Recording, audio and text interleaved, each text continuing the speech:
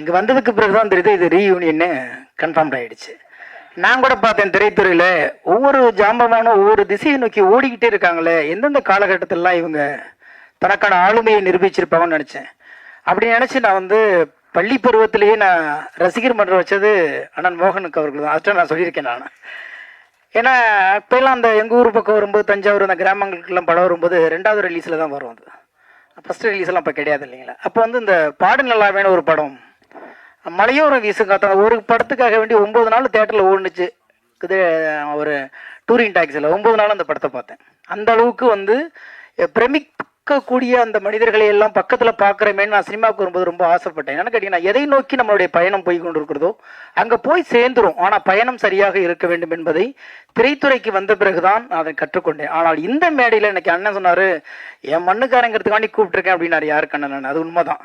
2வது இங்கே வந்ததுக்கு பிறகு சரி நிறைய வருவாங்கன்னு பார்த்தா எல்லாம் பார்த்தீங்கன்னா எல்லாம் ஒரே ஒரு ஸ்கூல், ஒரே ஒரு அறை, ஒரே ஒரு சாலையில் நடந்த மக்களை எல்லாம் ஒன்றாக கூப்பிட்டு ஒரு விழா நடக்கும்போது இது வந்து நான் வாழ்த்து அரங்கமாக பார்க்க முடியல, அனுபவங்களை சேகரிக்கிற ஒரு காலமாக நான் பார்த்துட்டு இருக்கிறேன்.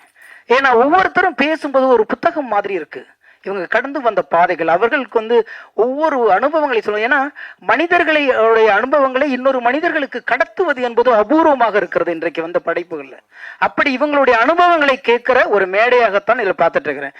எந்த அளவுக்கு தன்னுடைய பழைய உறவுகளையும் நட்புகளையும் அவர் விடக்கூடாதுன்னா வந்து என்னை வந்து அண்ணன் செலீன் அவர்கள் அழைச்சிருக்காரு. தஞ்சாவூர்லேருந்து இதுக்குன்னு வந்திருக்காரு. அவர் தான் என்னை சென்னையில் கொண்டாந்து வைரமுத்துட்டு சேர்த்து விட்டவர். செவனின்னு ஊரில் வாத்தியார் வேலை பார்த்துட்டு கம்ப்யூட்டர் இருந்திருப்பேன்னு நினைக்கிறேன். நான் கொண்டாந்து இங்கே அமுச்சு விட்டு. ஆனால் என்னன்னு கேட்டிங்கன்னா, அந்த மாதிரி எல்லா நண்பர்களையும் அவர் அழைத்து கொண்டு வந்து இங்கே வந்து சேர்ந்து ஒரு அறையில் சாப்பிட்டது, ஒரு ஸ்டுடியோவில் அவங்க ஷூட் பண்ணது பார்க்கலாம். எல்லா பேருமே பெரிய பெரிய ஜாம்பவான்கள். எனவே இது வந்து அனுபவம் சரிந்த ஒரு மேடையாக நான் பார்க்குறேன். அனுபவம் சரிந்தவர்கள் எல்லாம் கூடுவதற்கான ஒரு களம் அமைந்திருக்கிறது. ஐயா இயக்குனர் மகேந்திரன் அவர்களுடைய பேரில் ஆரம்பிக்கப்பட்ட இந்த அறக்கட்டளை மூலியமாக கூடுகிறார்கள்.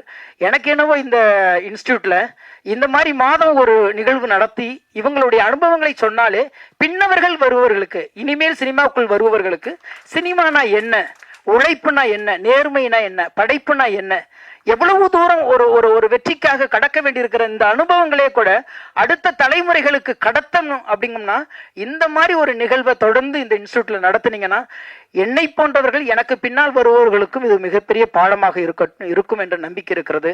எனவே வாழ்த்த வயது இல்லை, உங்களுடைய அத்தனை சுவடுகளோடும் பின்தொடர்ந்து நடக்கிறேன். நன்றி, வணக்கம்.